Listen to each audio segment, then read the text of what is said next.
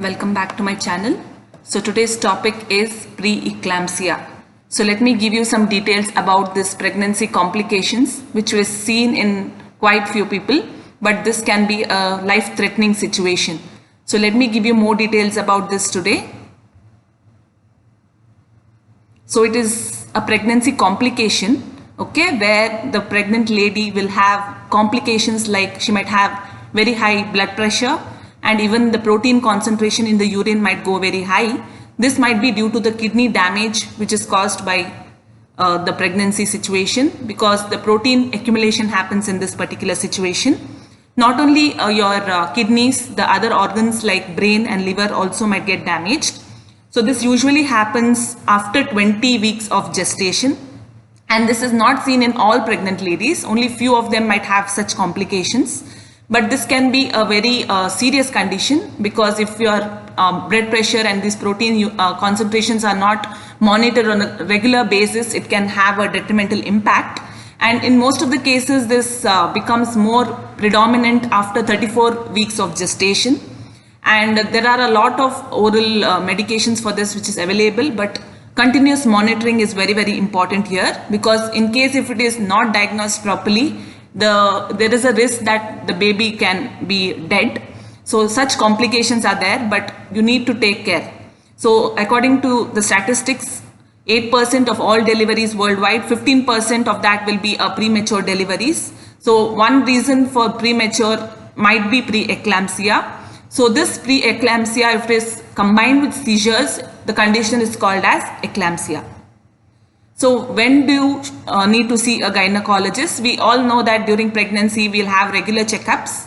But if you have symptoms like swelling in hands, face, eyes at the initial stages of pregnancy, if you have a blood pressure, if you feel that your pulse is becoming high, and when you check the blood pressure, if it is more than 140 systolic and 90 diastolic, and if you have sudden weight gains, like within 1-2 days itself you have a lot of weight gain, and if there is a lot of abdominal pain in the right side, and if you have severe headaches and decrease in your urine count, and your vision also becomes a little blurry, these are few symptoms of pre-eclampsia. So if you have some symptoms like this when you are in your pregnancy phases, it's better to consult your gynecologist immediately. So certain times what happens is people will have this issue, but they will not have any symptoms. So this can be very, very dangerous. So regular checkups, like whenever the doctor gives you a prescription, like this date you have to come and meet him or her for the checkups, it's better to go and meet them at regular intervals, so that your BP, other tests are done on a regular basis. So this BP test and urine test, this speaks a lot. So this is the main thing which will help them in identifying if you are suffering from this particular condition. So the main cause for this is your placenta is not working properly. So we know that the connection between the baby and the mother is the placenta. So if there is some complication in this placenta, this can lead to pre-eclampsia. So once the placenta, there is some complication, the nutritional supply or the blood supply, both of this from the mother to the baby will be depleted. So once this depletes, the complication starts. Okay, and this can even be genetic. It can run through families. So if your elders have this complication, there's a chance that even you might have this kind of pre-eclampsia condition. So you need to take care about it. So this is what I was telling you. So you can see these are the arteries, okay, and this is the placenta. So there is a connection between, this is the uterine wall. So you have the connection between the placenta, and from the placenta there will be connection to the baby. So what happens is, under the normal pregnancy situations, these arteries which are connected to the placenta, this dilates 10 times. So when this dilates, there will be proper supply of blood and nutrients to the baby, and that's how the baby grows. But what happens is, when you're suffering from conditions like pre-eclampsia, this does not dilate. So these arteries are not dilating, plus they are becoming fibrous, because of which they will constrict or they'll become narrower. And once they become narrower, the supply of blood, the supply of nutrients from the mother to the baby decreases. And as this decreases, it can lead to a lot of complications. So further what happens is, this arteries that I showed you, it constricts further because of the inflammatory proteins that are released in the mother's circulation, which will further constrict it, and that will lead to much more complications. And we know that when arteries are getting constricted, the pressure in that area increases. So that is the reason it can lead to hypertension. And even in the kidneys, if these kind of arteries are getting constricted, it will lead to more salt retained in the kidneys, which can again lead to hypertension. So in this way, the blood vessels, when it constricts, it leads to complications. And the endothelial cells which are lining here, they will have some complications, and they will not function properly, because of which there will be openings in this blood vessel. And when these openings happen, whatever fluid is there in the system, they can ooze out, and they can accumulate in your tissues, body tissues. That is why you will have a lot of edema in various regions like face, hands, legs. You may have shortness of breath. And if it starts filling your cerebral region, you can have headaches, confusion, seizures. So these kind of complications can happen. So coming to the risk factors, like if you are in the stage of pregnancy in the teenage, or you are over the age of 40, these conditions can lead to these complications. If you are becoming pregnant for the first time, also this might be the complications in some people. If you have very less gap between two babies, then also this complication might happen.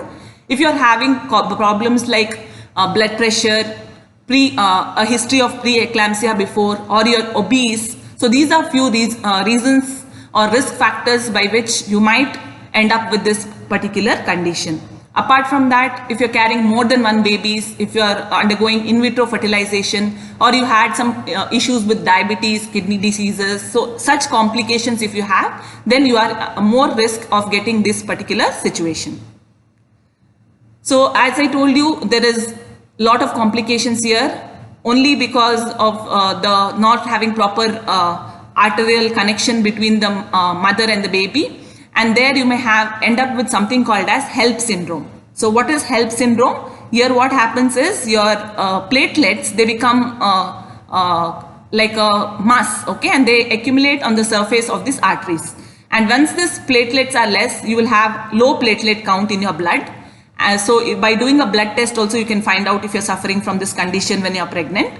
Apart from that, what happens is, since this thrombi formation happens, the RBCs, as they are moving, they get clogged by the system, and there's a damage to the RBCs also. So that is called as hemolysis. And because of this condition, there is a condition that you may have elevated liver enzymes. So that also happens. So that is entirely called as the HELP syndrome. So this is a medical emergency. So if these situations are happening, that hemolysis is there, if you do a blood test, you feel that your RBC count is very less, low platelet count, and even your liver enzyme concentrations are very high, this is a medical emergency which needs a lot of care. So apart from that, if you are having these complications and the baby is born, sometimes there can be other complications to that baby also. So coming to the diagnosis options, too much protein in the urine is one major thing by which they diagnose this. Less platelets in the blood, as I told you, and fluids in the lungs, headaches, and these are the fewer symptoms which will help you in diagnosis.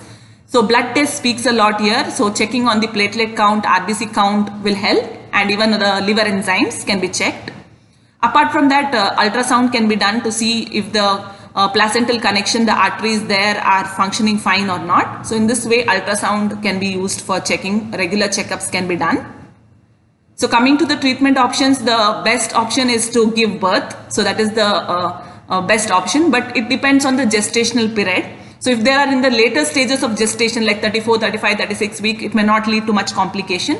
But just imagine this starts from the 21st week itself, then definitely they need a lot of care, and they need to be watched regularly, continuously. They might be even asked to get admitted to the hospital so that continuously their blood pressure and other things can be checked. And in case it is in the later stage of gestation, like 34, 35, 36 weeks, then a doctor might prescribe a C-section for them. So continuous monitoring is very, very important here. Otherwise, this can be really a life-threatening situation. So there are a lot of medicines available to reduce the blood pressure and see to it that the pregnancy happens in a normal way. So this will be prescribed by the doctor. So coming to the takeaway messages, we have seen like how this pre-eclampsia happens and what might be the reasons that a person might be fitting into or falling into this particular situation. So So basically this will lead to high blood pressure and other complications which can lead to a detrimental situation. So regular checkups at the right time, especially the urine test and BP test for pregnant ladies, is very, very important, so that you can avoid yourself or try to prevent such situations and see to it that the baby is safe. So there is few research that is happening in this area of preeclampsia, where they are trying to develop a urine test which will help in identifying the kidney cells which are there in the urine. So definitely, if this can be identified at the earlier stages, this can be identified much earlier, so that you can take much more care about it. So this will help in identifying even before you get any symptoms, they are telling, like 12 weeks before any symptoms. So this definitely would help the gynecologist in deciding what needs to be done next. So this is still in the research phase, but definitely if this is coming up, definitely it will help the pregnant ladies in the future. So stay vigilant, stay safe. So thank you for supporting me till date. If you have not yet subscribed to my channel, please do subscribe to my channel, and please share this video with maximum people, so that all pregnant ladies who might be suffering from this will get some more knowledge on this. Thank you once again.